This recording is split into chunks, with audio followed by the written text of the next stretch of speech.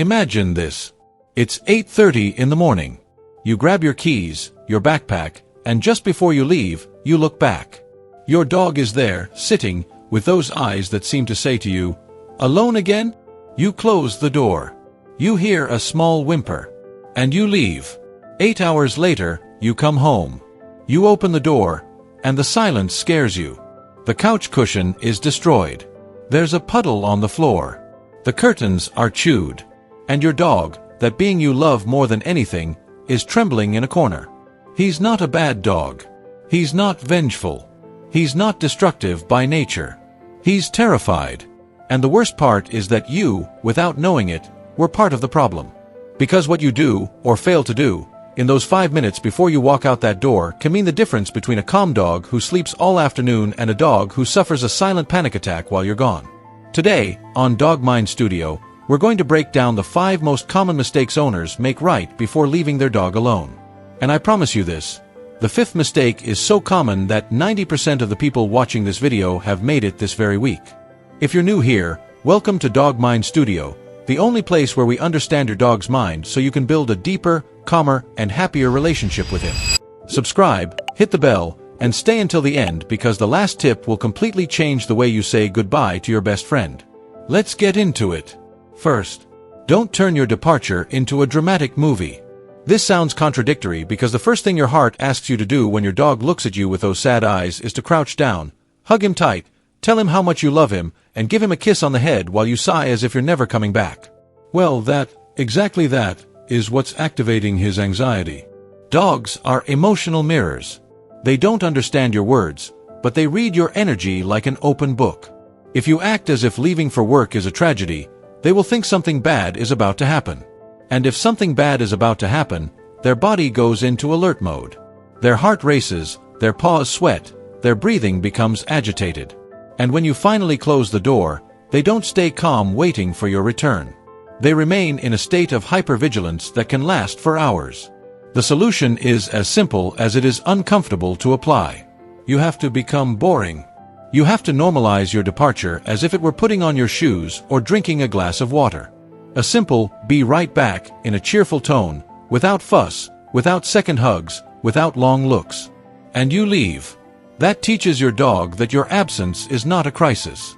It's just part of the day. This is especially important if you have breeds prone to separation anxiety like Labradors, Border Collies, or German Shepherds, or if your dog is adopted and already has a history of abandonment.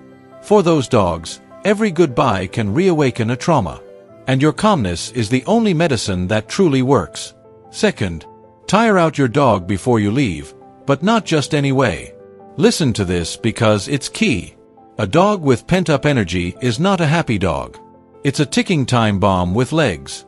When you leave an energetic dog alone at home, that energy doesn't disappear. It transforms into barking, into chewing the table legs, into destroying the remote control, into scratching at the door until he hurts himself. He doesn't do it out of malice. He does it because he needs to release energy and has no other way to do it. But here comes the nuance that almost nobody understands. It's not enough to tire out his body. You have to tire out his mind too. A 20-minute walk where the dog sniffs everything, marks, decides where to go, tires him out much more than running like crazy after a ball. Because sniffing for a dog is what reading an interesting book is for us. He processes information, solves puzzles, concentrates. If you only take him out to run, you empty his body but his mind remains on fire. The winning combination is simple. 10 minutes of physical exercise to burn off excess adrenaline, followed by 10 minutes of a sniffing walk where he decides the pace and the stops. And if you're short on time, even 5 minutes of scent games at home, like hiding treats in rolled-up towels, can do more for his calm than half an hour of jogging.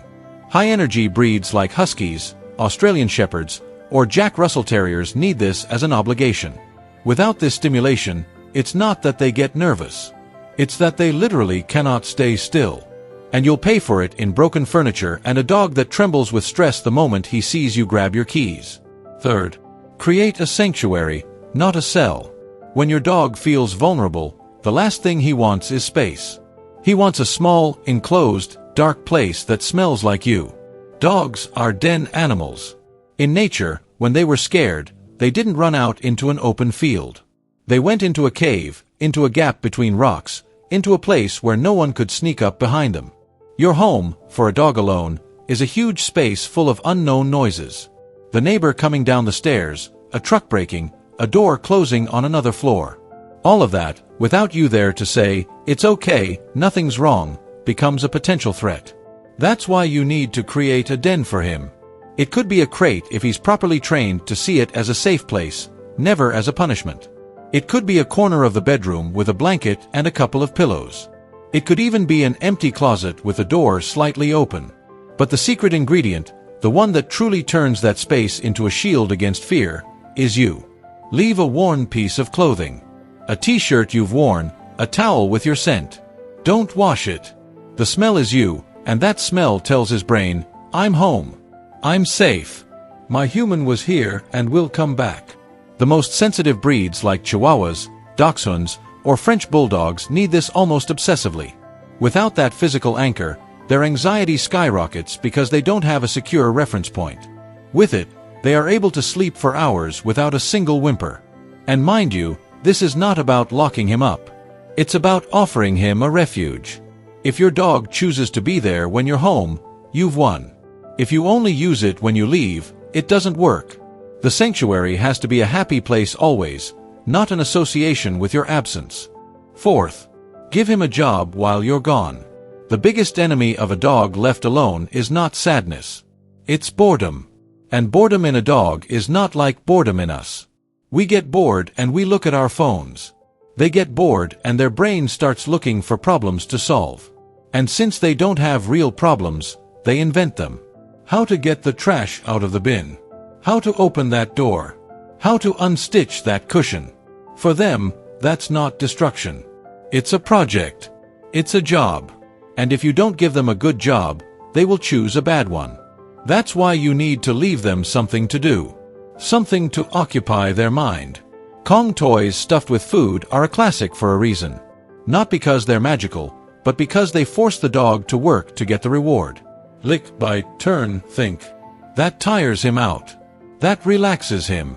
You can fill them with plain yogurt, banana, shredded carrot, or his own moistened kibble.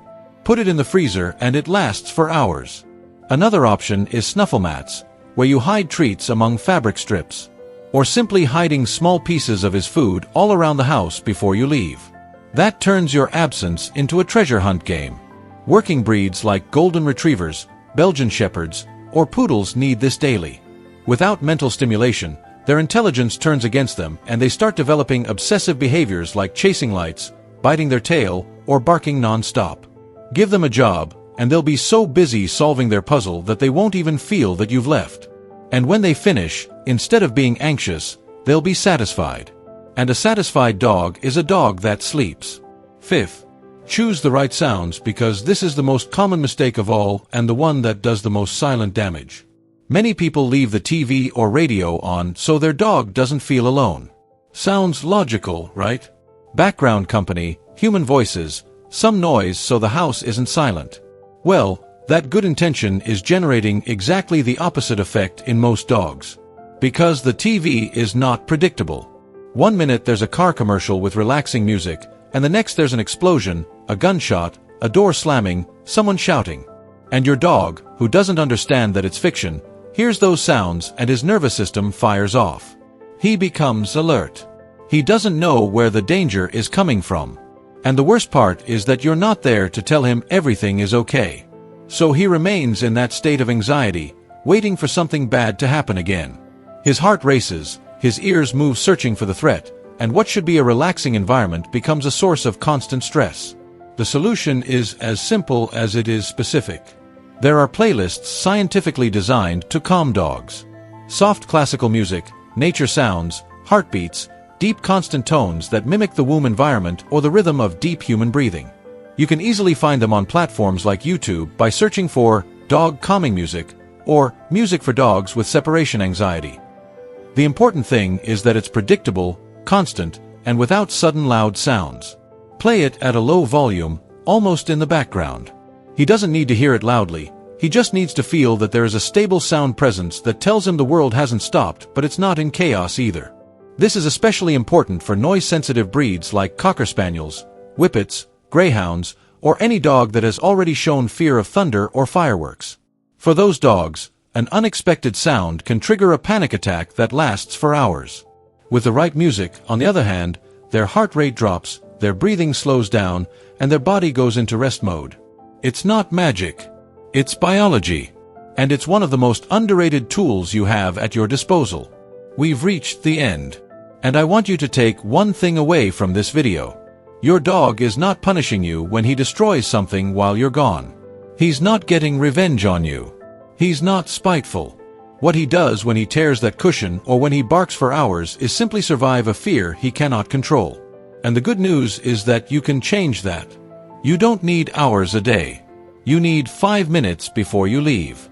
5 minutes of routine. A boring departure, a tired body, an occupied mind, a sanctuary with your scent, and a soundtrack that whispers to his brain that everything is okay. That's it. That's what separates a dog that trembles when he hears the keys from a dog that yawns calmly and goes to his bed to wait for your return without distress. If this video has helped you understand your best friend a little better, do one thing for me right now. Look at your dog. Give him one of those little hugs he loves so much. Then scroll down and subscribe to DogmindStudio if you haven't already. Because here we're going to keep debunking myths, understanding emotions, and building happier relationships, one video at a time. I'll see you in the next one. And remember, your dog doesn't need you to be perfect. He needs you to understand how he thinks. See you.